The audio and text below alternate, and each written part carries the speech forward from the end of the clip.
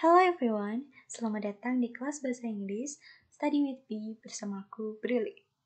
Di kelas ini kita akan belajar Bahasa Inggris mulai dari dasar bareng-bareng. So, let's get started. So, today we gonna learn about noun, adjective, verb, and adverb. Jadi, hari ini kita akan belajar noun, kata benda, adjective, kata sifat, verb, kata kerja, dan adverb, kata keterangan. Yang pertama ada noun atau kata benda.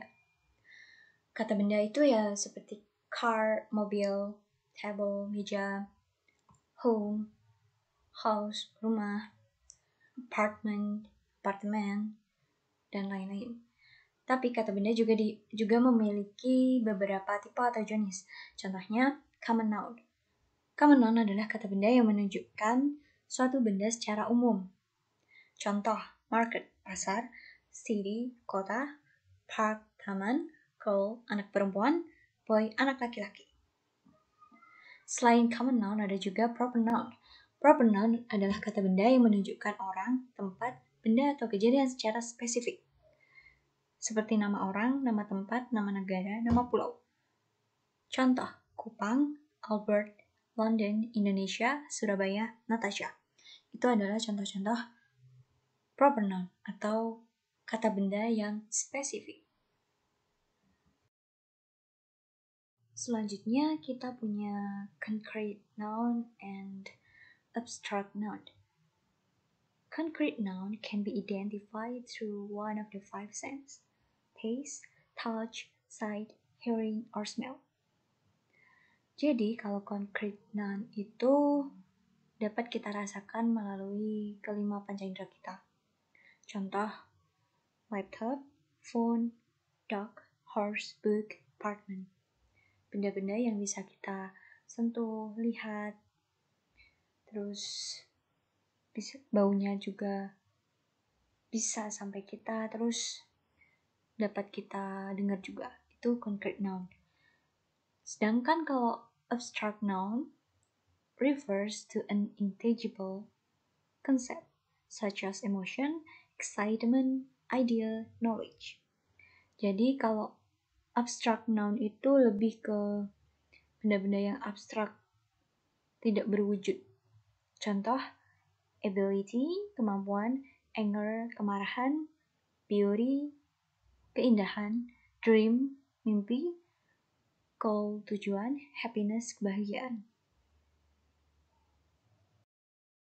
Selanjutnya, singular dan plural noun. Singular noun refer to one person, place, thing, or idea. Jadi, singular itu merujuk pada satu orang, tempat, benda, atau ide. Sedangkan kalau plural itu lebih dari satu. It refer to more than one person, place, things, or idea. Plural itu merujuk lebih dari satu orang, tempat, benda, atau ide. Kalau singular sama dengan satu, plural lebih dari satu atau banyak. Berikut ini adalah contoh dari singular and plural noun. Di singular kita punya car, store, dog, apple, child, person, woman, mouse. Sedangkan kalau di plural kita punya cars, stores, dogs, apples, children, people, women, and mice. Di sini kita bisa lihat bedanya singular dan plural noun itu. Kalau di singular itu kalau cuma ada satu mobil kita sebutnya car. Tapi kalau mobilnya ada banyak, misalnya ada 5 atau 10, pokoknya banyak, bentuk pluralnya jadi cars. Kita tambahin s di belakangnya. Terus contoh lain, di singular kita punya store, di plural kita punya stores. Dan kebanyakan kata benda, kalau kita mau jadiin kata benda itu plural atau dalam bentuk banyak, kita tinggal nambahin s di belakangnya. kayak dog jadi dogs gitu. Tapi ada beberapa kata benda yang nggak selalu bisa kita tambahin s di belakangnya, karena ada beberapa yang udah punya bentuk pluralnya tersendiri. Contoh, di sini kita punya child, dan plural dari child itu children. Contoh lain, singularnya person, dan bentuk plural dari person itu adalah people. Terus kita punya singular woman, dan bentuk plural dari woman itu adalah women. Terus ada juga mouse, bentuk pluralnya jadi mice.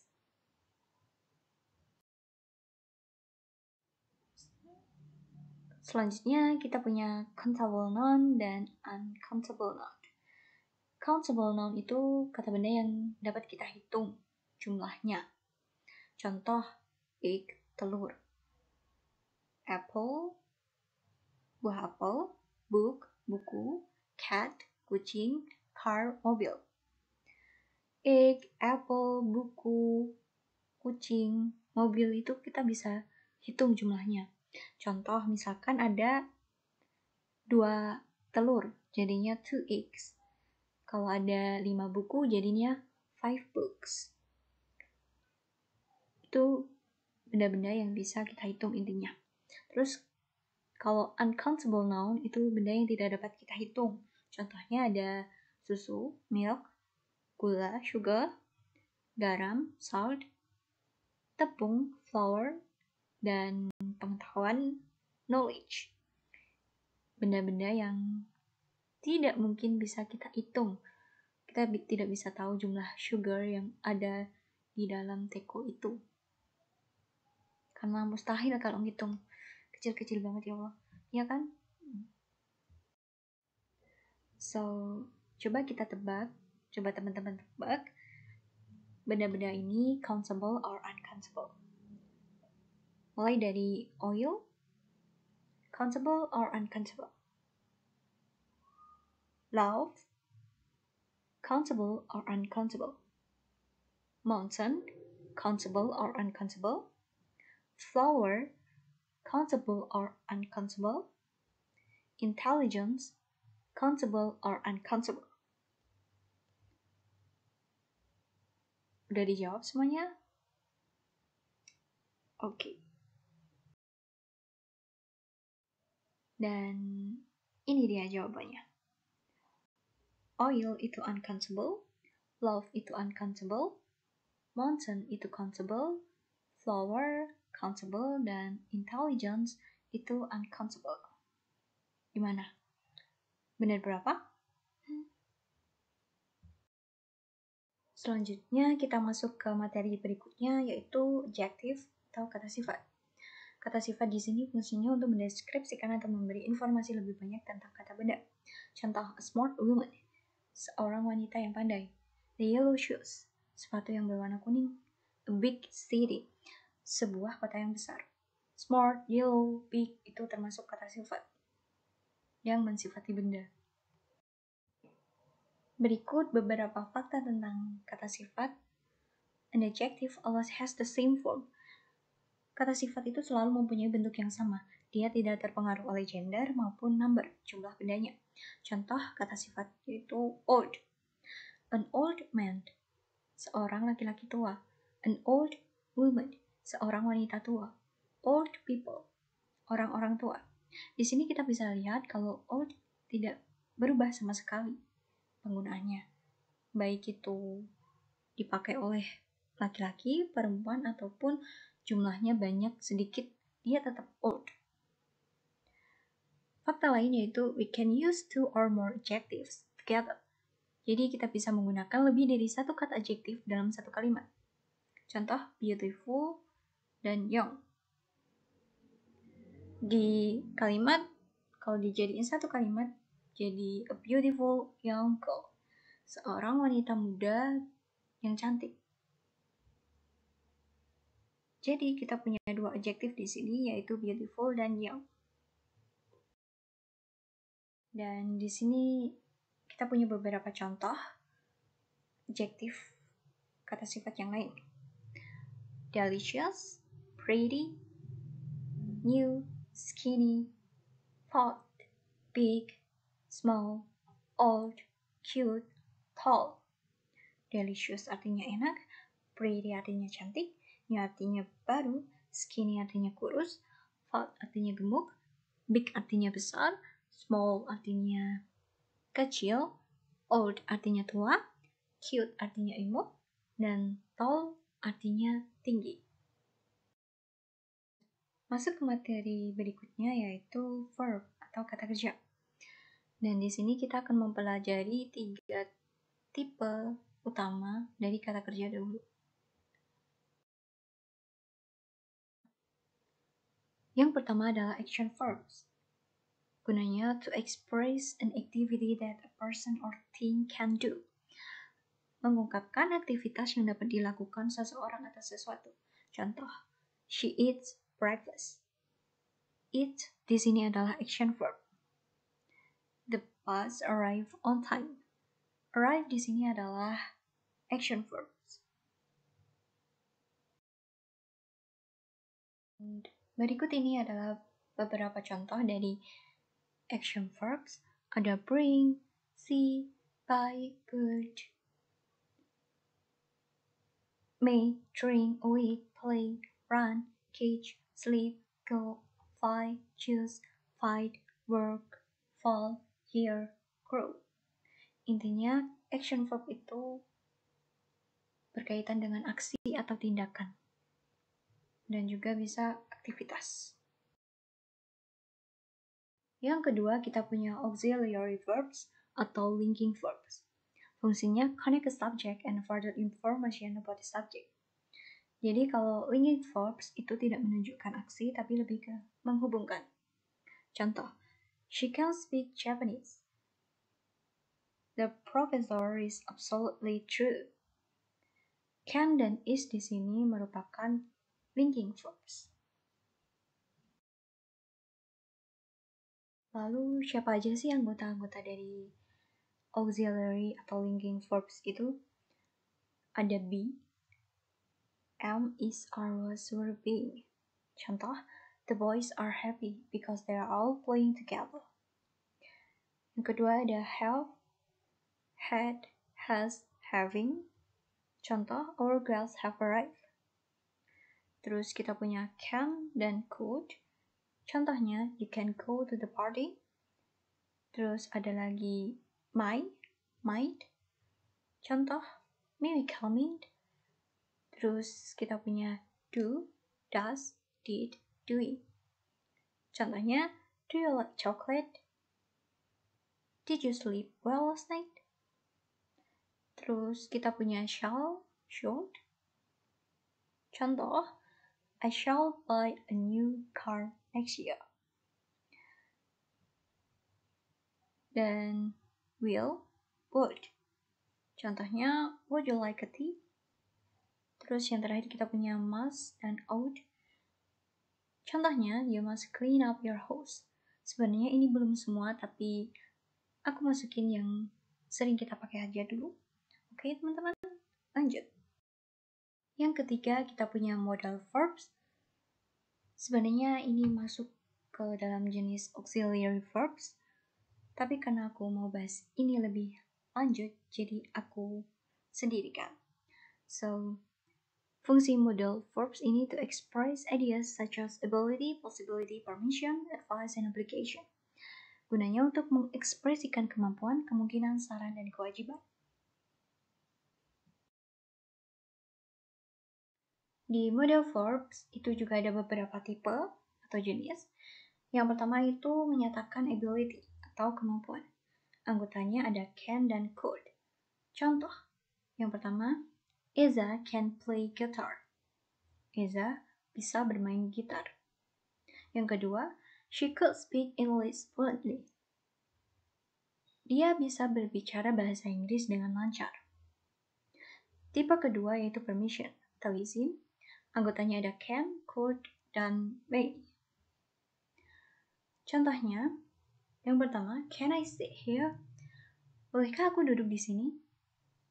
Contoh kedua, could I open the door? Boleh nggak aku buka pintunya? Contoh ketiga, may I borrow your book? Bolehkah aku meminjam bukumu? Terus, tipe yang ketiga adalah advice, yang artinya saran. Anggotanya ada should. Contoh, you should see a doctor. Tipe keempat, yaitu obligation, artinya kewajiban. Anggotanya ada must dan have to. Contoh, I must study to get a good grade. Aku harus belajar buat dapetin nilai yang baik. Contoh kedua, you have to take off your jacket. Kamu harus melepas jaketmu. Terus yang terakhir, yaitu tipe yang menyatakan possibility atau kemungkinan. Anggotanya ada might, may, could, dan can. Contohnya, it may rain today. Mungkin hari ini akan hujan. Dan sekarang kita masuk ke materi yang terakhir, yaitu adverb, kata keterangan. An adverb describes a verb, an adjective or another adverb. Jadi, adverb atau kata keterangan itu mendeskripsikan kata kerja, kata sifat, dan kata keterangan yang lain. Adverbs itu ada beberapa jenis di sini. Aku mau kasih 3 jenis dulu. Yang pertama, adverbs of frequency. Anggotanya ada always, selalu, often, sering, sometimes, kadang-kadang, usually, biasanya, ever, pernah, never, tidak pernah, seldom, jarang, rarely, jarang, generally, biasanya, frequently, seringkali. Contoh yang pertama, she usually eats 3 meals a day. Dia biasanya makan 3 kali sehari. Contoh kedua, I always go to school at 6. Aku selalu pergi ke sekolah pukul 6. Contoh ketiga, they often visit their family.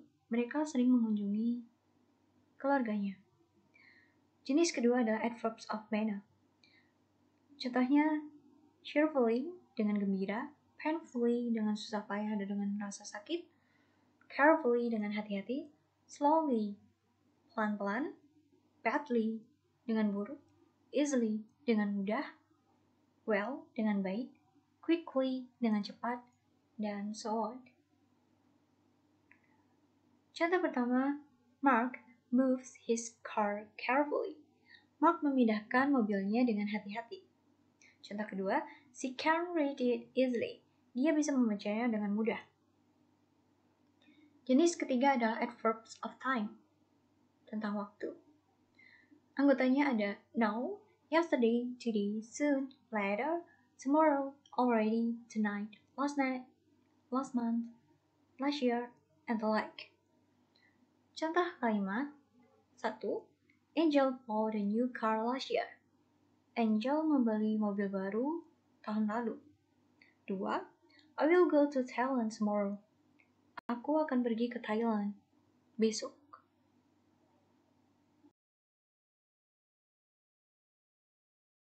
Sekian dulu kelas kita hari ini. Thank you for joining today's class. Aku berharap kelas ini bermanfaat buat teman-teman dan sampai jumpa di lain waktu. Dadah!